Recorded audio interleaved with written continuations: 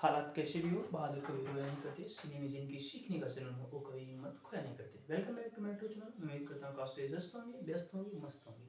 आज के इस नए वीडियो में हम लोग देखते हैं कि चाहे यूपी बोर्ड हो चाहे बिहार बोर्ड हो, उनके क्लास 12th में बायोलॉजी में related top 45 question, top 45 question के बारे में हम लोग आज की क्लास में डिस्कशन करेंगे कि टॉप 45 क्वेश्चन कौन कौन से क्वेश्चन पढ़ने चाहिए। जिन लोगों को कुछ नहीं आता वो लोग टॉप ये 45 क्वेश्चन जरूर याद कर लें, जरूर पढ़ लें। उनका आगे नंबर खूब बढ़िया नंबर पा जाएंगे, 80+ नंबर पा जाएंगे। उनके लिए आइए देखते हैं हम लोग इस क्लास में। सबसे पहले समझते हैं हम लोग कि महत्वपूर्ण बोर्ड एग्जाम जो महत्वपूर्ण क्वेश्चन दिए गए हैं, तो सबसे पहला आता है लघु विजाणु जनन के बारे में। सबसे पहले आप पहले चैप्टर से समझते हैं। पहले चैप्टर हम लोग क्या पढ़ेंगे, लघु विजाणु जनन के बारे में पढ़ेंगे कि लघु विजाणु जनन क्या होता है। ठीक है, उसके बाद हम लोग दूसरी क्वेश्चन बारे में लघु विजाणु जनन के बारे में पढ़ेंगे। दूसरे क्वेश्चन में हम लोग ये पढ़ेंगे कि लघु विजाणु धानी क्या होती है, मतलब परागकोश की संरचना कैसे होती है उसके बारे में पढ़ेंगे। उसके बाद फिर गुरु विजाणु धानी के बारे में पढ़ेंगे। गुरु विजाणु धानी मतलब जिसको विजांड कहते हैं, जो बीज के अंदर पाया जाता है, मतलब जो स्त्री केसर का वर्तिकाग्र होता है, वर्तिका होती है, वर्तिका के बाद अंडाशय पाया जाता है, अंडाशय के अंदर आपका क्या पाया जाता है, बीजांड पाया जाता है, उसके बारे में संरचना पढ़ेंगे। उसके बाद हम लोग परागकण की संरचना पढ़ेंगे। परागकण कहाँ पाया जाता है, जो परागकोश में पाया जाता है। परागकोश मतलब जो पुंकेसर होता है उसके परागकोश में जो पाया जाता है वही होता है। परागकण की संरचना के बारे में पढ़ेंगे। परागकण की संरचना जो होती है कितने लेयर की होती है, उसमें क्या क्या पाया जाता है, उसका क्या कार्य है, क्या क्या उसमें पाया जाता है। उसके बाद हम लोग आगे पढ़ेंगे असंग जनन के बारे में। 5वां नंबर क्वेश्चन हम लोग क्या पढ़ेंगे, असंग जनन के बारे में पढ़ेंगे।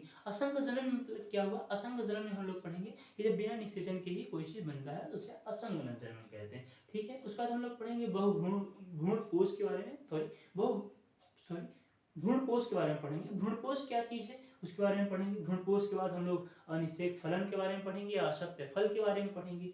निषेक फल और असत्य फल दोनों के बारे में हम डिस्कशन करेंगे। जब बिना निषेचन के ही फल का निर्माण होता है तो उसे अनिषेक फलन कहते हैं, और जो फल बनता है उसे असत्य फल कहते हैं। उसके बाद पढ़ेंगे बहुभ्रूणता के बारे में। ऐसे बीज होते हैं जिनमें एक से अधिक भ्रूण पाए जाते हैं, उनको बहुभ्रूणता कहते हैं, उसके बारे में पढ़ेंगे। उसके बाद हम लोग दोहरा निषेचन पढ़ेंगे। ये जो दोहरा निषेचन वाला टॉपिक है ये क्लास 12th में अक्सर हर साल ये एक न एक सेट में जरूर क्वेश्चन पूछा जाता है। कुल टोटल 7 सेट होते हैं, 7 सेट में से एक क्वेश्चन, एक सेट, हर एक कोई ना कोई स्टेट में एक क्वेश्चन जरूर दोहरा निषेचन डबल फर्टिलाइजेशन के बारे में पूछता है। डबल फर्टिलाइजेशन क्या होते हैं, इसकी खोज किसने की, उसमें क्या क्या पाए जाते हैं। उसके बाद हम लोग पढ़ेंगे परागण के पढ़ेंगे। परागण क्या होता है, परागण जो होते हैं वह कितने प्रकार के होते हैं, उसमें क्या क्या होता है, किसके द्वारा कौन सा परागण होता है, वायु परागण होता है तो उसमें क्या होते हैं, कीटों द्वारा परागण होता है उसमें क्या होते हैं, जल में कौन कौन से जीव पाए जाते हैं जिसमें परागण होता है, इसके बारे में डिस्कशन करेंगे। उसके बाद होता है एक बीजपत्री का भ्रूण का विकास कैसे होगा।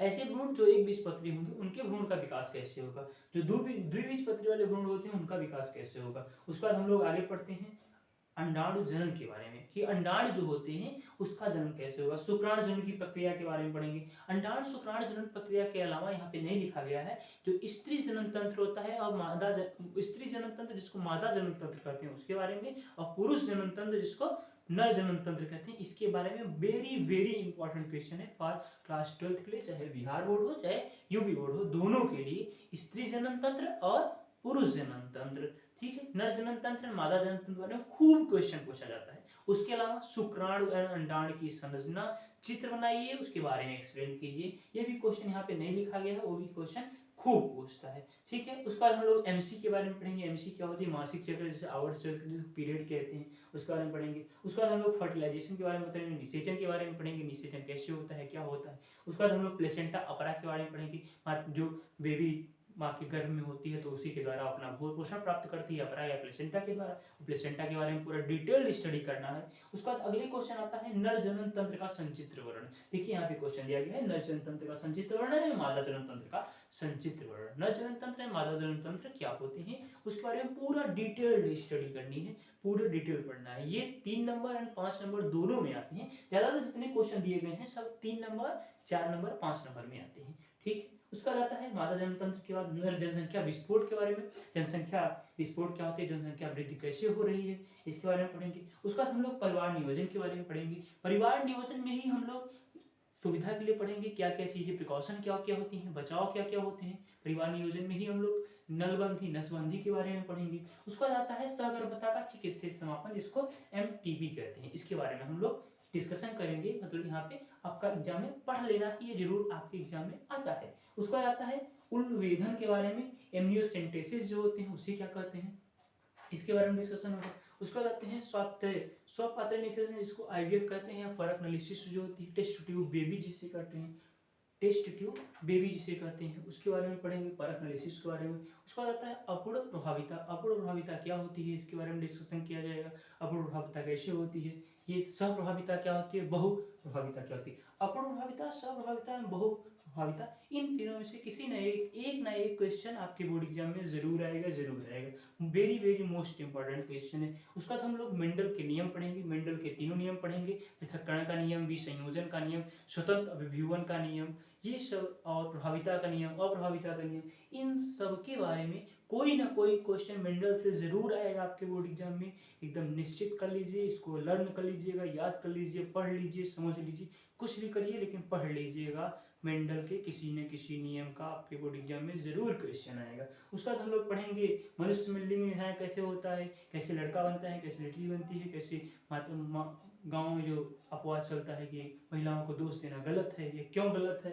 इसके बाद हम लोग कीटों में लिंग निर्धारण पढ़ेंगे। कीटों में लिंग निर्धारण के बाद हम लोग पक्षियों में लिंग निर्धारण पढ़ेंगे। पक्षियों में लिंग निर्धारण पढ़ने के बाद कैसी होती है, मधुमक्खियों में लिंग निर्धारण कैसे होता है, इसके बारे में। इन तीनों में से भी एक क्वेश्चन आपके बोर्ड एग्जाम में जरूर आएगा, ये बार बार बताया जा रहा है। आप लोग इसे लर्न कर लीजिए, याद कर लीजिए, पढ़ लीजिए, समझ लीजिए, लेकिन पढ़ लीजिए जरूर। जिनको बोर्ड एग्जाम में बढ़िया नंबर पाना हो, टॉप करना हो, वो जरूर ये चीज ध्यान दीजिएगा। आगे हम लोग लिंग संलग्न वंशागत या लिंग संलग्न लक्षण होते हैं, जैसे सिकल सेल एनीमिया होती है, दांत कोशिका रक्तता होता है, वर्णांधता होता है, कलर ब्लाइंडनेस जिसे कहते हैं, जिसे कहा जाता है कलर ब्लाइंडनेस जिसको हो जाता है, वो लोग कभी ट्रेन का ड्राइवर नहीं बन जाते, मतलब उनको हरा और लाल में भेद नहीं कर पाते हैं, उन्हीं को कलर ब्लाइंडनेस या फिर वर्णांधता कहते हैं। ठीक है, फिनाइलकीटोन्यूरिया के बारे में और जितने भी लिंग संलग्न लक्षण होते हैं उसके बारे में हम लोग पढ़ेंगे। उसके बाद हम लोग डीएनए फिंगरप्रिंटिंग पढ़ेंगे। डीएनए फिंगरप्रिंटिंग आपके बोर्ड एग्जाम में जरूर आता है, वेरी वेरी इंपॉर्टेंट क्वेश्चन है,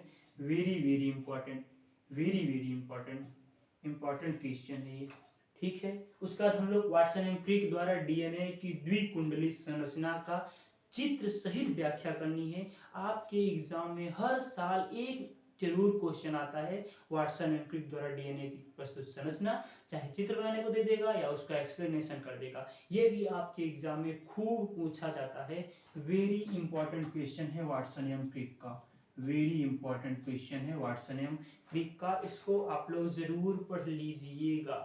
आगे ध्यान दीजिए, मनुष्य में जो गुणसूत्रीय विकार होते हैं, इन तीनों में से एक क्वेश्चन चाहे ऑब्जेक्टिव पूछे, चाहे 2 नंबर का पूछे, चाहे 1 नंबर का पूछे, चाहे 3 नंबर का पूछे, लेकिन आपके बोर्ड एग्जाम में जरूर पूछता है कि मनुष्य में जो गुणसूत्रीय विकार होते हैं, जैसे down syndrome, Turner syndrome, Klinefelter syndrome, जिसमें बताया जाता है कि किसी में एक गुणसूत्र की बढ़ोतरी होती है, किसी एक गुणसूत्र की कमी होती है, इसके बारे में हम लोग एक डिटेल्ड वीडियो पढ़ेंगे, इसका सब चीज का एनालिसिस किया जाएगा अगले नेक्स्ट वीडियो में, यहाँ तक समझते रहिए। इसका 3 चीज को हम लोग को पढ़ लेना है बोर्ड एग्जाम के पहले, एग्जाम के पहले इन तीनों में से किसी एक पर जरूर आपके बोर्ड एग्जाम में क्वेश्चन आएंगे, इसमें हमारी बात ध्यान दीजिएगा। आगे सुनिए, आगे हम लोग पढ़ते हैं मानव जीनोम परियोजना, जिसे महापरियोजना कहते हैं, या आपके एग्जाम में भी इसमें से क्वेश्चन आए हैं। अगला हम लोग पढ़ेंगे अनुवांशिक कोड या उसकी विशेषताएं, या उनके अनुलेखन के बारे में पढ़ेंगे, अनुलेखन के बारे में पढ़ेंगे, अनुलेखन कोड के बारे में पढ़ेंगे, ये खूब क्वेश्चन आता है। अगले हम लोग पढ़ेंगे कि जीवन की उत्पत्ति कैसे हुई, बिग बैंग परिकल्पना दी गई थी वो क्या थी, आधुनिक मानव कैसे बने, उनका मस्तिष्क का भार कितना होता है, उनका विकास कैसे हुआ, इन सब के बारे में। अभी इसके पहले 2 साल पहले ये चैप्टर नहीं आता था, मतलब जो हम लोग का विकास वाला चैप्टर है, इवोल्यूशन वाला, इसमें नहीं आता था, लेकिन अब 2 साल से ये इवोल्यूशन जोड़ दिया गया है, ऐड कर दिया गया, इससे भी क्वेश्चन बनने की संभावना ज्यादा है। तो इसमें आधुनिक मानव के बारे में ज्यादा पढ़ना है, बिग बैंग परिकल्पना क्या होती है, और जैव विकास संबंधी जो मिलर का प्रयोग है, ये आपके बोर्ड एग्जाम में खूब क्वेश्चन आया है 2 साल से। आगे हम लोग पढ़ेंगे अवशिष्ट यंग के बारे में पढ़ेंगे, और अपसारी विकास के बारे में पढ़ेंगे। इसी में हम लोग ये पढ़ेंगे कि जैसे गाय, मनुष्य का हाथ होता है, बंदर का हाथ होता है, चमगादड़ का पंख होते हैं, इन सब के बारे में क्या अंतर होते हैं, क्या क्या पाए जाते हैं। आगे हम लोग पढ़ेंगे लैमार्कवाद एवं डार्विनवाद, ये भी आपके एग्जाम के लिए खूब वेरी वेरी इंपॉर्टेंट क्वेश्चन है, लैमार्कवाद एंड डार्विनवाद आपके एग्जाम में खूब पूछा जाता है, लैमार्कवाद या फिर डार्विनवाद के बारे में। आगे हम लोग पढ़ेंगे ह्यूगो डिब्रीज का जो उत्परिवर्तन का सिद्धांत था। उत्परिवर्तन मतलब अचानक परिवर्तन। जैसे अचानक परिवर्तन का मतलब ये हुआ कि जैसे आप लोग के, जैसे हम लोग की तरफ आराम से रहते हैं, हमारे लोग के एक नया वंशज, नया बच्चा पैदा हो और जो बच्चा उड़ने लगे, उसे ही कहते हैं अचानक हुए परिवर्तन को उत्परिवर्तन कहते हैं। तो उन्होंने ह्यूगो डिब्रीज ने एक उत्परिवर्तन सिद्धांत दिया, इसके बारे में बताया। ठीक है, आगे हम लोग डीएनए का आनुवांशिक पदार्थ है, इसके बारे में हम सिद्ध करने के लिए आपके एग्जाम में पूछा जाता है कि आप सिद्ध कीजिए कि डीएनए एक आनुवांशिक पदार्थ होता है। हर्षे चेस और मार्था चेस ने इसका नियम दिया था, डीएनए एक आनुवांशिक पदार्थ है। मार्था चेस और हर्षे ने एक नियम दिया था डीएनए एक आनुवांशिक पदार्थ, इसके बारे में पढ़ने के लिए। अब इसी में एक टॉपिक आता है रूपांतरित सिद्धांत। रूपांतरित सिद्धांत, इसमें चूहे का प्रयोग किया गया था, ठीक है, फ्रेडरिक ग्रिफिथ द्वारा, उसका बारे में भी पढ़ लेना है, जो यहाँ नहीं लिखा गया है इसके बारे में हमारे पास से समझते रहिए। आगे समझिए, हम लोग आगे क्वेश्चन आता है मलेरिया के कारक। मलेरिया के कारक, लक्षण एवं उपाय, मानव स्वास्थ्य एवं रोग चैप्टर नंबर 8 से एक दो क्वेश्चन रोग के बारे में जरूर पूछेगा, चाहे मलेरिया का पूछ ले या टाइफाइड का पूछ ले या डेंगू का पूछ ले या चिकनगुनिया का पूछ ले।